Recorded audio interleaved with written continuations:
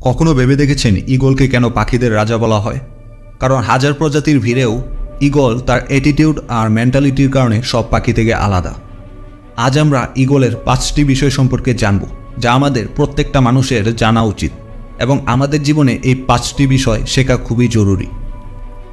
প্রথমত, ঈগল একা উড়ে এবং সব পাখির তুলনায় সর্বোচ্চ উপরে উড়ে। ঈগল সবসময় অন্য ঈগলের সাথে উড়বে আর না হয় একা উড়বে, কিন্তু কখনোই ছোট পাখিদের সাথে উড়ে না। আর এখান থেকে এটাই শেখার আছে যে সবসময় ছোট মন মানসিকতা বা ছোট চিন্তা শক্তির মানুষদের কাছ থেকে দূরে থাকো এবং একা থাকো, কারণ এটাই সেই সময় যখন নিজেকে চেনার সুযোগ পাওয়া যায়। দ্বিতীয় বিষয়টি হলো ঈগলের দৃষ্টিশক্তি খুবই ক্লিয়ার এবং স্ট্রং। ঈগল তার শিকারকে 5 কিলোমিটার দূর থেকে লক্ষ্য করে ফেলতে পারে, আর একবার সে লক্ষ্য করলে রাস্তায় যতই বাধা আসুক না কেন ঈগল তার লক্ষ্য হাসিল না করে দম ছাড়ে না।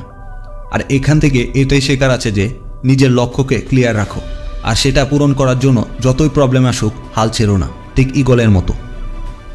তৃতীয় বিষয়টি হলো ঈগল কখনোই মৃত পশু পাখি খায় না, সে সবসময় জ্যান্ত শিকার করে।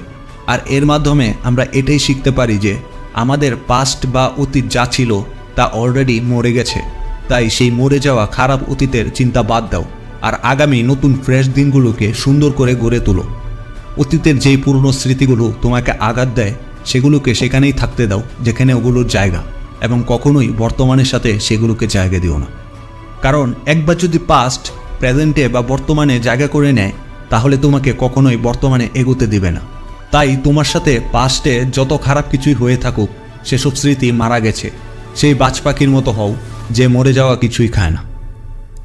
চতুর্থ বিষয়, যখন তুফান আসে, বৃষ্টি হয়, তখন সব পাখি লুকিয়ে গেলেও ঈগল সেই ঝড়ো বাতাসের সাথে তাল মিলিয়ে উপরে থাকে এবং এতটাই উপরে যায় যে মেঘের উপরে পর্যন্ত চলে যায়।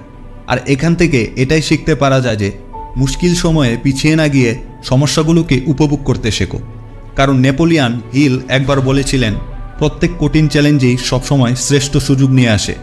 তাই তুমিও ওই ঈগলের মতো কঠিন চ্যালেঞ্জে মোকাবেলা করে যাও, কারণ যখন শ্রেষ্ঠ সুযোগ আসবে তখন সব সমস্যা তোমার নিচে থাকবে, তোমাকে ছুঁতে পারবে না, কারণ তুমি থাকবে সব কিছুর উপরে।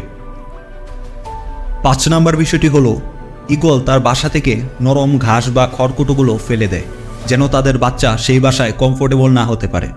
কারণ যদি একবার কমফোর্টেবল হয়ে যায় তাহলে সে ওখানেই থাকতে পছন্দ করবে, কিন্তু ঈগল তা কখনোই করতে দেয় না।